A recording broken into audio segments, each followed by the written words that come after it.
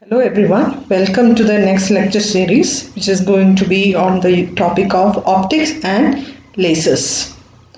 So we begin with just a few basic concepts. The first one is a very important concept, that is light has dual nature. So this is something which we already know, that light behaves as particle and wave. So that's the dual nature. So the particle nature was proposed by Max Planck, and that's where he introduced the concept of photons. That light is a bundle of photons. And the second one is the wave nature, which was introduced by Christian Huygens. So together we say it as a dual nature.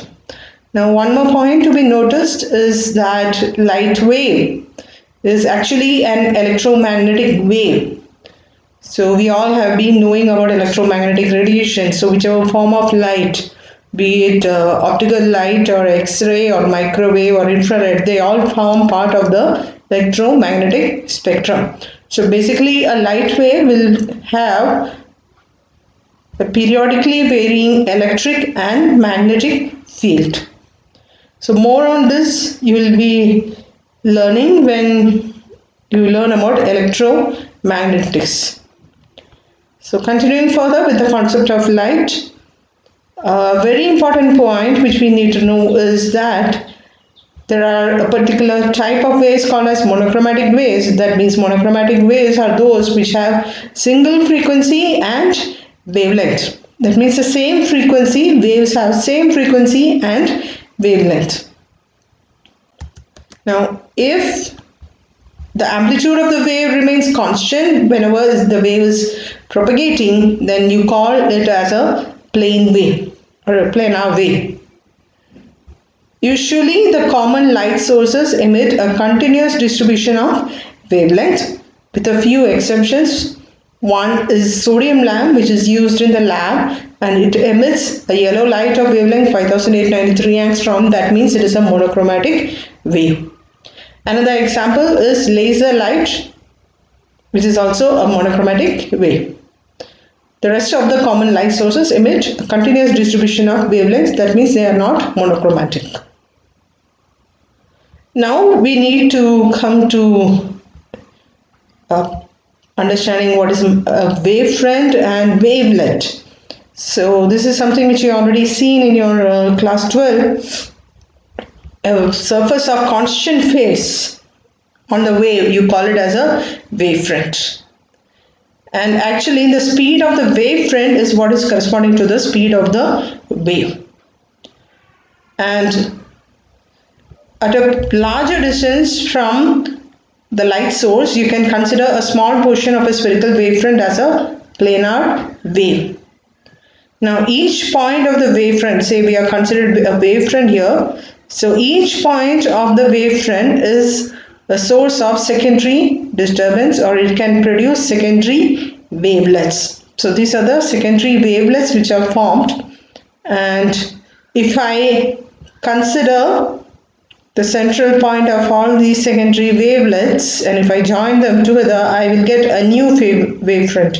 That means initially at a time t is equal to 0, the wavefront was here, and after a time t is equal to delta t, we have produced a new wavefront here. Now we come to the next concept, which is called as coherence. So we call two waves as coherent, or a wave is said to be coherent if the waves maintain a constant phase difference over a long distance and time. The phase difference between the waves should be constant for a long distance and time. And the sources, the light sources which produce such coherent waves are called as coherent sources. Now if there are two waves of different frequency, then they will never maintain a constant phase difference. That because their phase difference will be fluctuating with time. So these sources you call as incoherent. Let's just see some examples here. So we first start with sunlight.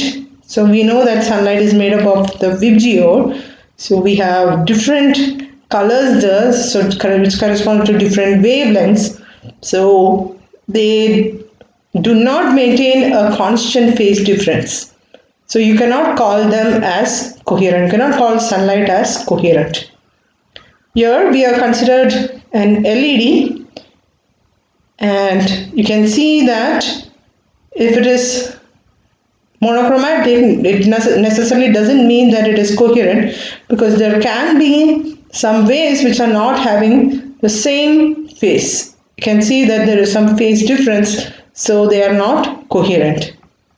Next we are having laser, and here the laser is monochromatic and at the same time coherent. So all the waves, say from top to bottom or bottom to top, if you consider here, all of them are having the same phase. They maintain the same phase throughout for a long distance.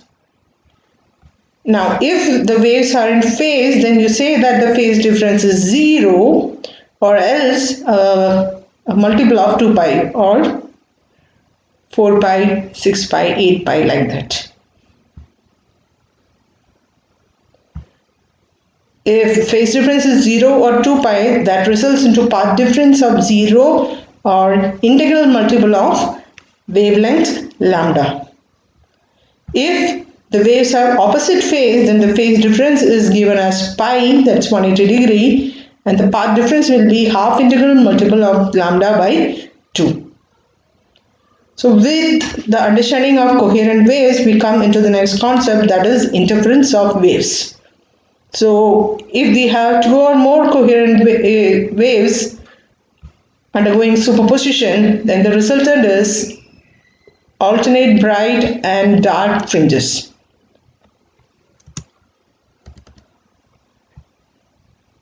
So if the path difference is n lambda between 2 coherent waves, then it will result into bright bands or bright fringes. You call it as constructive interference.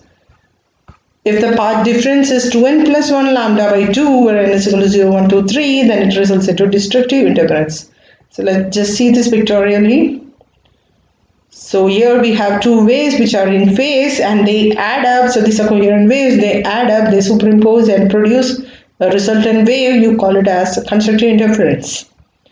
Now if the waves are out of phase, then it will result into destructive interference. If there are many number of waves, sorry for that, if there are many number of waves with different phases, so this one is different from this, so and this is different from this one, so the resultant is going to be a wave with a very less amplitude, or in another word you say low irradiance. So two important points to be noticed from this is this, that for constructive interference the path difference is n lambda, integral multiple of the wavelength, where n is equal to 0, 1, 2, 3. And for destructive interference you have 2n plus 1 lambda by 2, where again n is equal to 0, 1, 2, 3. With this understanding, let's come into a few examples of experiments which make use of the principle of interference of waves. So we start with the first one, that's a Young's double slit experiment. So what we are going to do is we consider a monochromatic wave here, for an example a laser source, and then you have 2 slits, and then there is a screen. This is the screen, this black line is the screen, it corresponds to the screen. So what's going to happen is the laser light, a monochromatic light, which is all now actually a plane wave also, coherent, monochromatic, and also it's a plane wave, and it's going to be incident on this slit. So what is going to happen is at the slit it produces secondary wavelengths. So it produces secondary wavelengths. So you have some secondary wavelengths here and you have some secondary wavelengths here. Now these secondary wavelets will undergo interference. So from this first slit and the second slit, they undergo interference. The resultant is you get some bright and dark fringes or bands on the screen.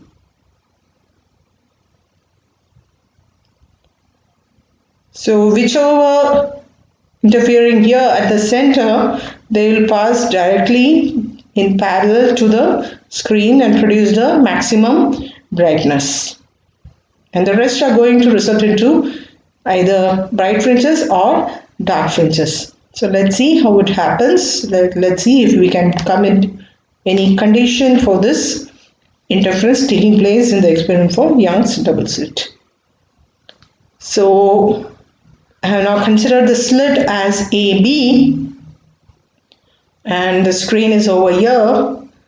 So from the center of the slit, that is point C, the rays pass directly to the center of the screen to point O. So this is where the maximum brightness is going to appear. Now the rest, what is going to happen is from the point A and the point B, the wavelets which interfere are going to produce a fringe over here at point P. So the distance between the slits is given as small d. The distance between the central point C of the slit to the screen O, the central point O, is given as capital D. Now next, what we are going to do is we see that the ray from A to P travels a shorter distance than the ray from point B, which goes to point P. So that means there is an additional distance traveled by the ray from point B. So if we draw a perpendicular from point A towards the second ray, then you can find out the additional path difference. We will mark it as delta. The angle made by the perpendicular with respect to the point A or the slit AB is given as the angle theta, also called as diffraction angle. Now, if I take sine theta over here, I will get opposite side is delta and hypotenuse is AB, that is D. So sine theta becomes delta divided by D. So we write it here, the path difference BM, that is delta, is D into sine theta. If theta is very small, then you can consider sine theta as theta itself. So delta becomes theta into D. Now we go back and see this next triangle over here made by the points P, C and O. So in this triangle we can see that, say, since this angle here with the diffraction angle here theta, by law of angles we can say that this angle is also theta. So in this triangle, if I take a tan theta, I will get opposite side, that is OP, and adjacent side is CO. So CO we already have it as D. Now let me consider this OP as distance x. So then tan theta becomes x divided by capital D. Once again the same, when theta is very small, tan theta can be considered as theta, or theta becomes now x divided by d. Now let me just substitute this expression for the angle theta, angle of diffraction theta, into the first equation here for path difference. So what do I get? Instead of delta is equal to theta into small d, I'm going to substitute theta as x by d, so delta becomes small x into small d divided by capital D. So what were the terms? Delta is the path difference, x is the distance to the fringe at point P, to the first point P from the center on the screen, from the central maximum on the screen. D is the width of the slit, and capital D is the distance between the slit and the screen. Now let's apply the condition for interference. So if the bright fringes have a path difference of n lambda, then it will result into constructive interference. So we will get xd by capital D is n into lambda, where n is equal to 0, 1, 2. So these are for the bright fringes or the constructive interference. If the path difference x3 by d is equal to 2n minus 1 into lambda by 2, where n is equal to 1, 2, 3, then it will result into dark fringes or destructive interference. So I request the students to notice here that for destructive interference, we have considered 2n minus 1 lambda by 2, which is difference from the earlier. So earlier we mentioned 2n plus 1 lambda by 2. But if I go back, I can see that when it was 2n plus 1 lambda by 2, we had considered n is equal to 0, 1, 2, 3. But now here it is n is equal to 1, 2, 3. N is equal to 0, we don't consider here. The reason is n is equal to 0 applies for a bright fringe. That's the central maxima which you get at the point O, the central point on the screen, the maximum brightness. Now we move on to finding the difference between nearby fringes. What is the separation distance between the nearby fringes? For any nth order bright fringe, I can write xn is equal to n lambda capital D divided by small d. From where does it come? If I go back here to this expression, we have for a bright fringe small x small d divided by capital D is equal to n lambda. So x becomes n lambda into capital D divided by small d. So for an nth order fringe, it is xn is equal to n lambda capital D divided by small d. For the next fringe, which will occur at n plus 1, order n plus 1, then it is x n plus 1 is equal to n plus 1 into lambda d divided by small d. So if I take the distance between xn plus 1 and xn, I will get the separation between the nearby bright fringes. So that's denoted by the letter beta. So beta is xn plus 1 minus xn. We take the difference over here. I will get it as lambda into capital D divided by small d.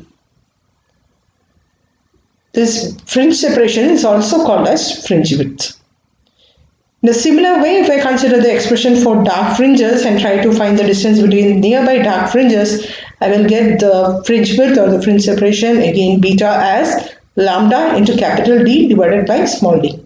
So I am just going to repeat what the terms are. Lambda is the wavelength of the light, capital D is the distance between the slit and screen, and small d is the slit width or the slit separation. Now we move on to the next experiment, that's the Newton's ring experiment. So what we are going to have is a light source here, a monochromatic light source, which is going to fall on a reflecting slide, and it gets reflected here, the light gets reflected here and comes down towards a planar convex lens which is placed over a glass slide. And whatever is the resulting pattern, we are going to view through a microscope. And the resulting pattern looks like this, where you have a central spot surrounded by different circles. So let's understand how this pattern comes, how these fringes appear, how do we get like a dark circle and a white circle and the brightness and the darkness. So for that, what we are going to do is, so we have this light falling onto the reflecting slide and then falling towards the planar convex lens and the glass slide at the bottom. So I have now expanded that in a different way over here. So when the reflected light reaches towards the planar convex lens, at this separational point, at this change from this planar convex lens and the gap in between, so gap in between is air, so there is actually a change of medium. So what is going to happen is some portion of light gets reflected and some portion gets transmitted. Once again, when the transmitted light reaches the next glass plate, again there is a change of medium from air to glass. Again there is a reflection taking place and you get a second reflected ray and further transmission towards the glass plate. So basically, an air film is being formed in the gap between the planar convex lens and the glass plate. So it's a very thin air film, and you call an optical medium as a thin film when its thickness is out of the wavelength of light in visible region. That means the thickness of this air film is going to be of the order of the wavelength of the incident light. So this results into a circular air film, so that it will be of different thickness. It will be of different thickness in all the directions. So if I had at this point the thickness will be different, at this point the thickness is different, like that it goes on. And the varying thickness will result into a circular shape with this point of contact between the lens and the glass plate as the center. So now what is going to happen is, so after this reflection from this point between the plane of convex lens and air, so we have reflected ray 1, then you have the reflected ray 2 from the air film and the glass plate interface. So the rays 1 and 2 are going to now interfere. They interfere both constructively and destructively. So constructive interference is what is going to result into these yellow patches, the empty patches which you are seeing here, and destructive interference result into these thicker lines, the thicker circles.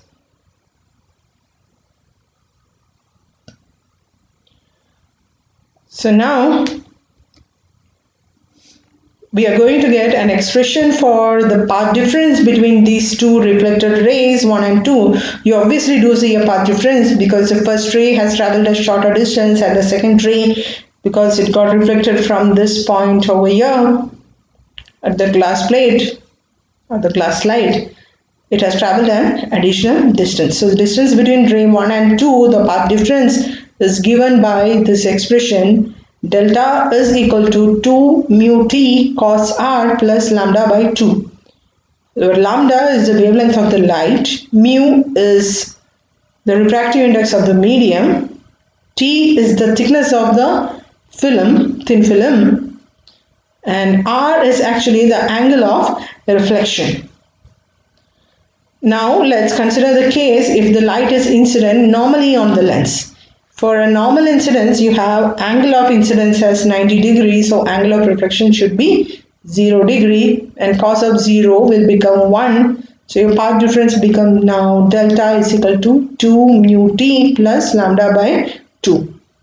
So now let's bring in this expression for path difference and get the condition for brightness and darkness, or the conditions for constructive interference and destructive interference.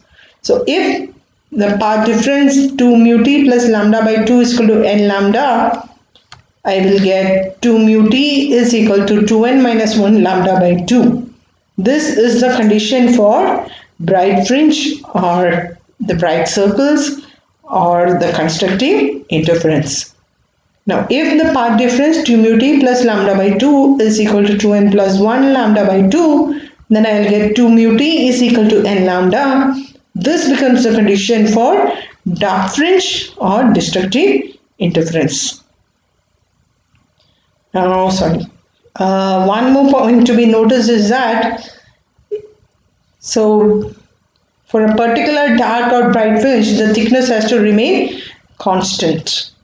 Mu is the refractive index of that medium, so if it is air over here, then obviously refractive index will be 1. So the factor which is going to make a huge difference on how the fringes look like is the thickness of the air film. So now we have got that for dark fringe or a minimum intensity, if the condition is 2 mu t is equal to n lambda, and if the medium is air or the film is air film, thin film is air film, then you will get it as 2t is equal to n lambda, and similarly the bright fringe will be denoted as 2t is equal to 2n minus 1 lambda by 2. So these are the conditions for darkness and brightness, or dark fringe and bright fringe in the case of the Newton's rings which are formed.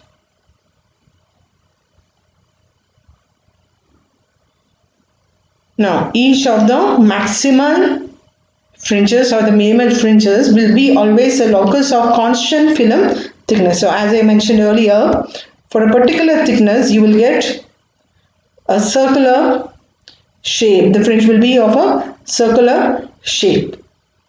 So it will be of constant thickness. As the thickness remains the same, it will result into a circular shape.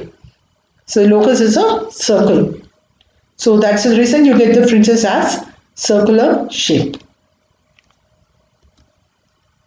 Now let's see what happens if I consider the central point. That's where the plano-convex lens touches the glass slide. So here what is going to happen is there is no space for the thin film, so that means actually the thickness of the thin film is 0. So if thickness is 0, we will get the path difference as lambda by 2. So from where does it come? We have path difference as 2 mu t plus lambda by 2. So if thickness is 0, then path difference becomes lambda by 2. So this path difference is equal to lambda by 2 is what is going to result into as a destructive interference. So the central spot should be actually a dark spot at the center. Now one more thing to be noticed, we can see in another way this concept of getting a central dark spot, that is the wave which is reflected from the top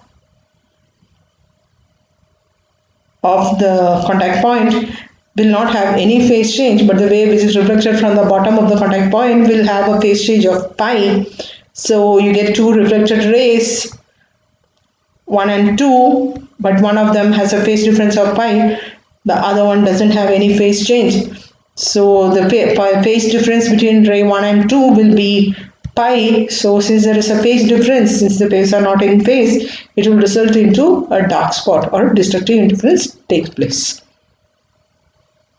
Now one important expression which you need to know is for a particular experiment using the Newton's ring experiment, when you try to say have a light source, a monochromatic light source falling on a reflecting slide, and then light gets reflected towards this planar convex lens which is kept over a glass slide. The reflection takes place here, the rays get undergo interference, and the resultant pattern is what we are going to get over here.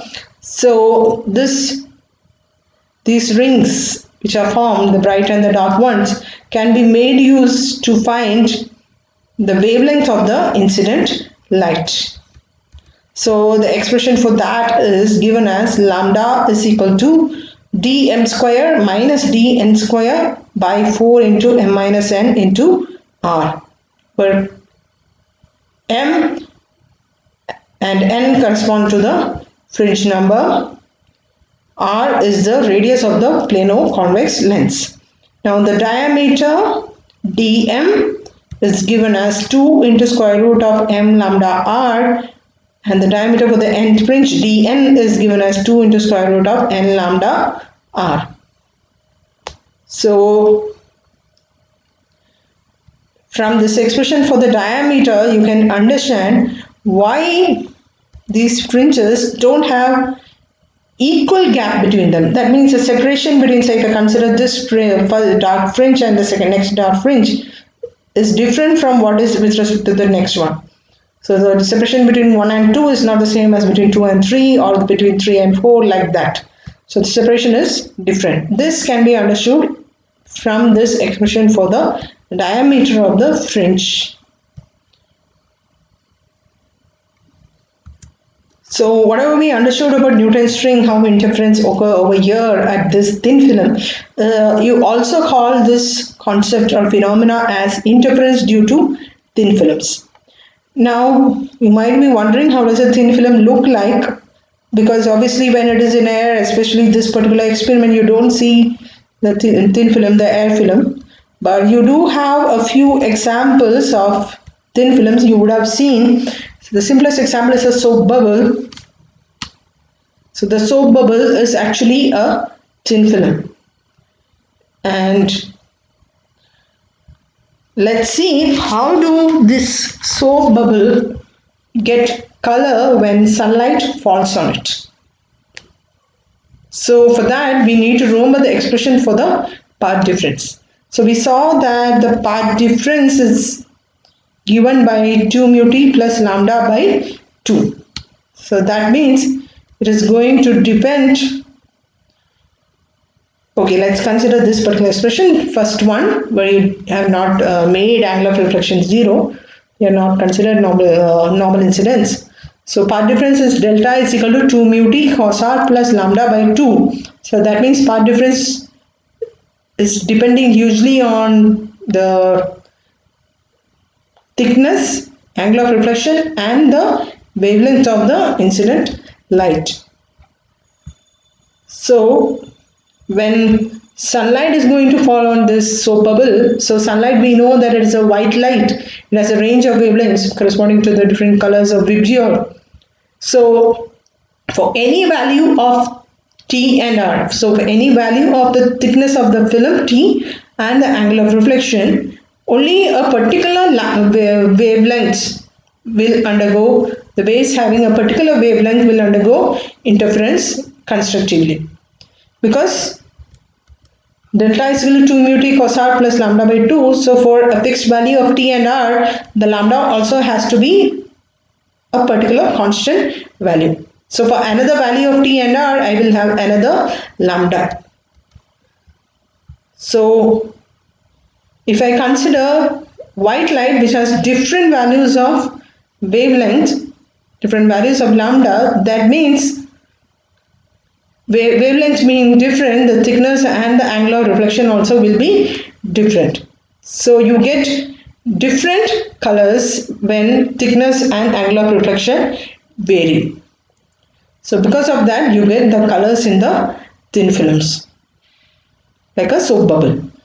Another example is a CD, a compact disc. When light is incident on this portion, you can see that it produces the patterns, the colorful patterns. Now another example is people who do painting would have noticed this, when you have a combination of oil and water.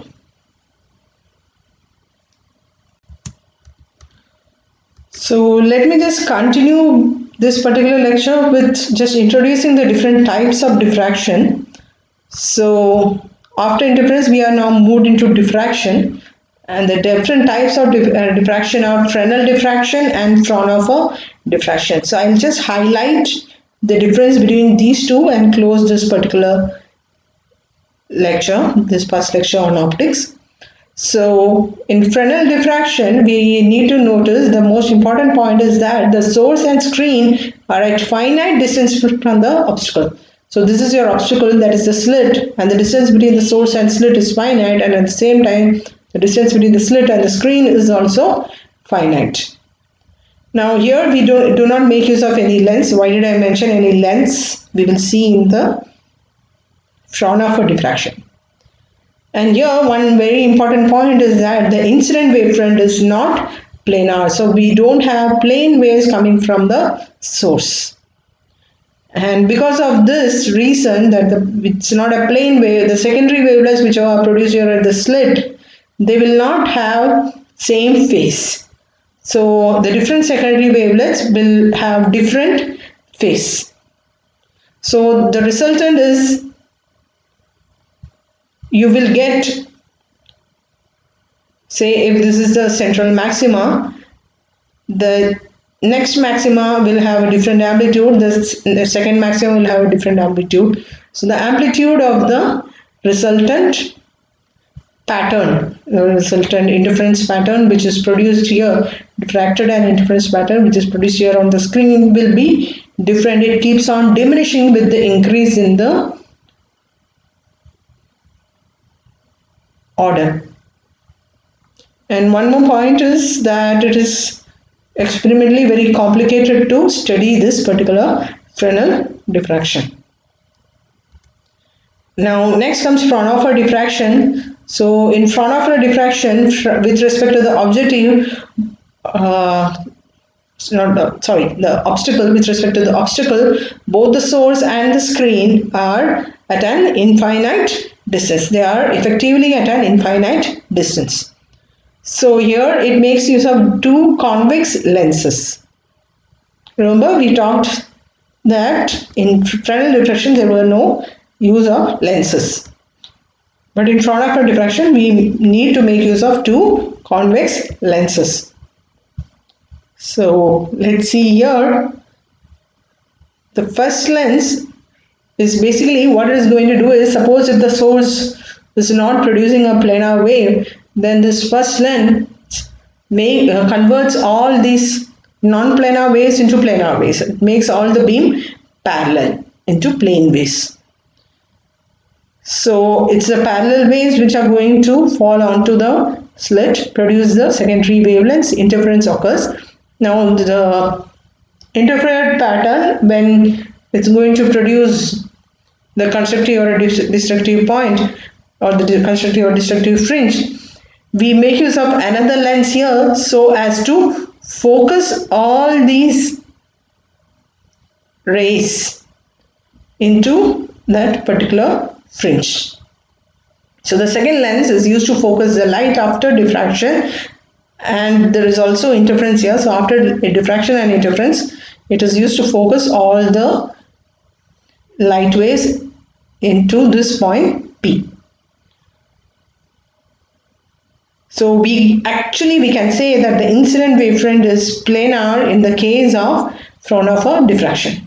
We make use of a lens to convert it into a plane wave. Else, if we make use of a monochromatic source like a laser, which will already be having a planar wave, then also it will follow the Fraunhofer diffraction. So since we have plane wave incident over here at the slit, at the obstacle, the secondary wavelets which are produced will also have same phase. All the wavelets will be having same phase.